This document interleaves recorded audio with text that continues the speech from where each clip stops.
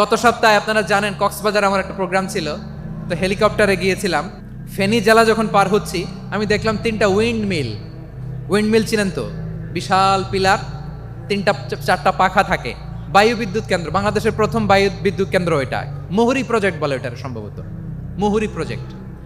তো সাগরের বাতাসের ঝাপটায় এটা ঘুরে এনার্জি হয়, ইলেকট্রিসিটি উৎপাদন হয়।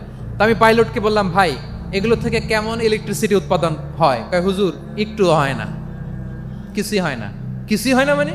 বলে হুজুর বাংলাদেশে যত উইন্ড মিল আছে এটার পাখা একটাও ঘুরে না। আল্লাহ, বলেন কি? তাহলে যে কোটি কোটি টাকা ব্যয় করে যে উইন্ড মিল, কয় হুজুর উপরে ফিটফাট ভিতরে সদরঘাট। তার মানে কোটি কোটি টাকা দিয়ে এই উইন্ড মিল বানায়, এখানে কিছু নাই। দুর্নীতির আড্ডাখানা, আখড়াখানা বাংলাদেশ, ঠিক কিনা বলেন? হায় রে, জাপানিজরাও মানুষ, আমরাও মানুষ।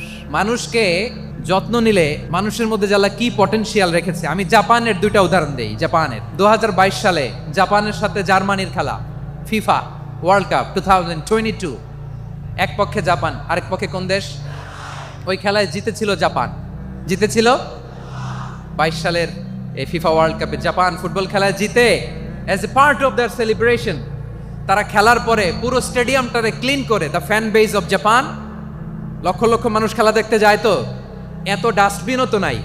তো যারা ডাস্টবিনে জায়গা পায় নাই, তারা এই যে চকলেটের প্যাকেট, পানির বোতল, চিপসের প্যাকেট তারা এদিকে সেদিকে রেখে দিয়েছে।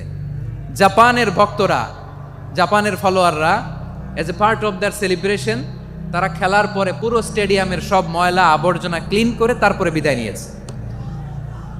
তাদেরকে কি ক্লিন করার দায়িত্ব দেওয়া হয়েছিল? এই যশোর, জাপানের যে ছেলেরা খেলা দেখতে গেছিল ওদেরকে ক্লিন করার দায়িত্ব দিছিল? তারা কি স্টেডিয়ামের পরিচ্ছন্নতা কর্মী? তাদের আকল, তাদের সিক্স সেন্স